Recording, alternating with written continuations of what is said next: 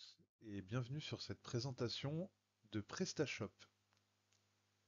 Et j'ai préparé cette présentation dans le cadre de ma formation développeur web et web mobile. Au cours de cette vidéo, nous allons aborder PrestaShop en suivant un sommaire défini de 5 points. Le premier point sera centré sur la définition de ce qu'est PrestaShop. Le second point contiendra un historique de sa création. Dans le troisième point, nous aborderons un petit peu son fonctionnement, avec un peu plus de détails. Nous aborderons ensuite sa clientèle cible, savoir un petit peu quelle est la portée de son marché. Et puis pour terminer, en cinquième point, une petite analyse concurrentielle du secteur utilisé par PrestaShop. Alors, qu'est-ce que c'est? Déjà, comme son nom l'indique, PrestaShop. On peut en retenir donc la notion de shop, de magasin, de boutique, associée à Presta. Presta qui va nous venir directement de la prestation. Cette plateforme utilise comme logo un macareux avec un tablier sur fond bleu. Le macareux est principalement là, de mon simple avis, pour favoriser la sympathie à l'image de la marque. Et le tablier, lui, a une raison bien précise d'être ici, c'est tout simplement pour rappeler le côté artisanat qu'on reverra un peu plus en détail sur la clientèle cible. Donc PrestaShop, c'est une plateforme open source, donc avec une possibilité d'écriture du code collaborative et ouverte, de création et de gestion de boutiques en ligne. En d'autres termes, elle permet à n'importe quel utilisateur web de concevoir un site de commerce électronique sur mesure avec une large gamme de fonctionnalités intégrées qui vont de la gestion de produits à l'intégration de solutions de paiement. C'est accessible gratuitement et c'est ce qui en fait un choix très populaire pour les entrepreneurs et les PME qui souhaitent se lancer en premier jet dans le e-commerce. Gratuit, oui, mais vous vous doutez bien qu'il y a quand même une génération de revenus derrière. Et cette génération de revenus, elle va principalement venir des modules qui vont être utilisables en plus de la prestation de base fournie gratuitement par la plateforme.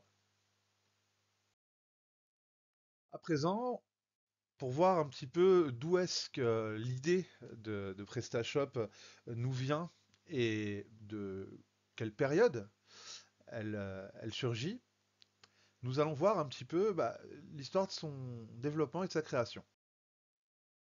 En 2007, un petit groupe de développeurs français du nom de Bruno Lévesque et Igor Schlumberger pour les principaux artisans se sont retrouvés avec l'envie et l'objectif de rendre le e-commerce beaucoup plus accessible pour tout le monde.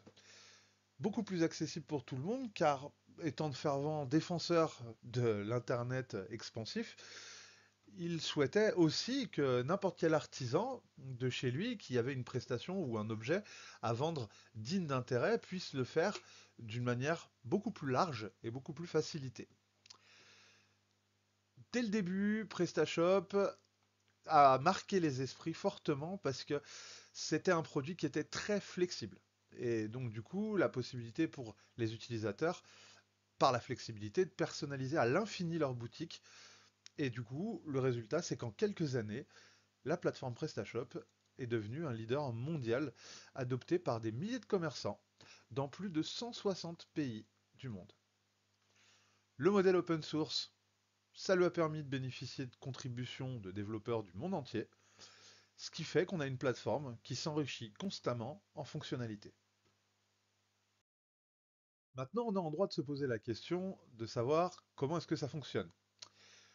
Rendre accessible la création de sites web à monsieur tout le monde n'a pas l'air d'être une chose aussi aisée à première vue. Comme dit il y a quelques instants, PrestaShop, c'est un système open source, donc un code accessible et modifiable par les utilisateurs pour créer sa boutique en ligne. En premier lieu, il va falloir d'abord télécharger et installer un exécutable depuis le serveur web. Et ensuite, on va pouvoir choisir un hébergement et un nom de domaine, finaliser l'installation de la boutique, définir un design, un framework pour sa boutique, dans les frameworks déjà disponibles gratuitement, puis ensuite accéder à son back-office et commencer à construire un catalogue de produits. À l'issue de ça, on va pouvoir agrémenter en rajoutant des modules payants depuis le back-office ou depuis ce qu'on appelle le PrestaShop Marketplace.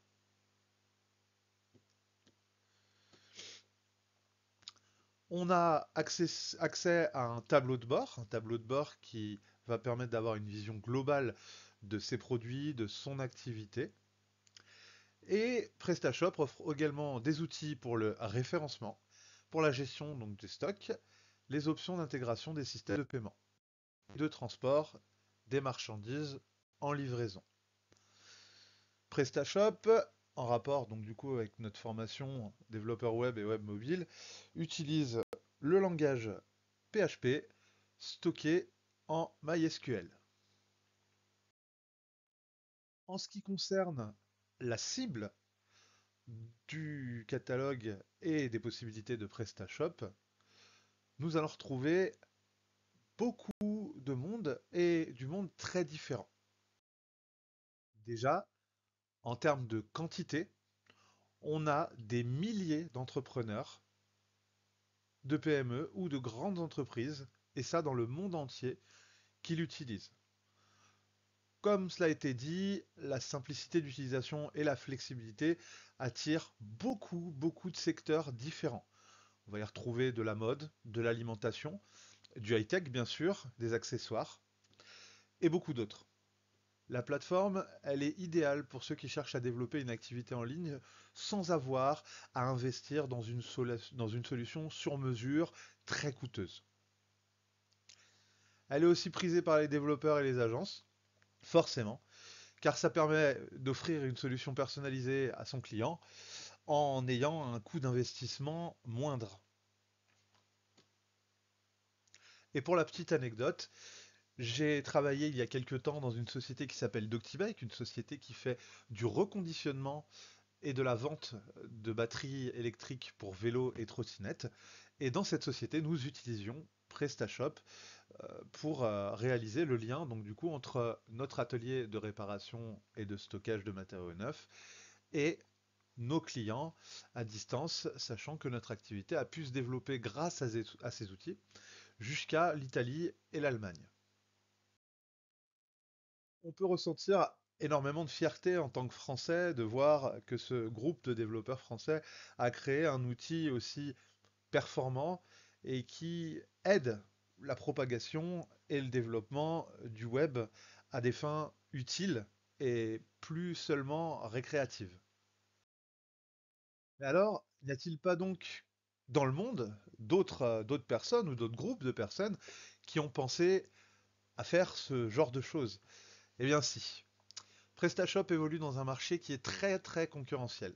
On a plusieurs autres plateformes de e-commerce qui se disputent la faveur des utilisateurs.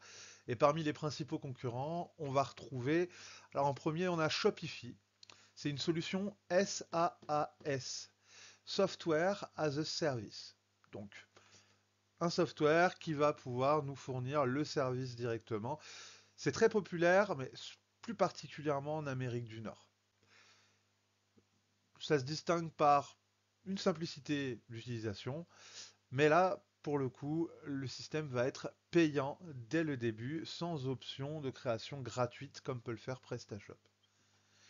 Ensuite, on retrouvera WooCommerce, un plugin de commerce électronique pour WordPress, qui offre une grande flexibilité, mais où il y a quand même besoin d'avoir une forte maîtrise technique.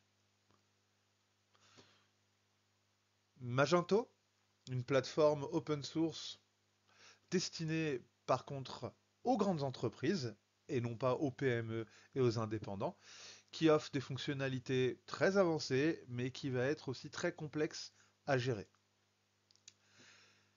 Et pour terminer, BigCommerce.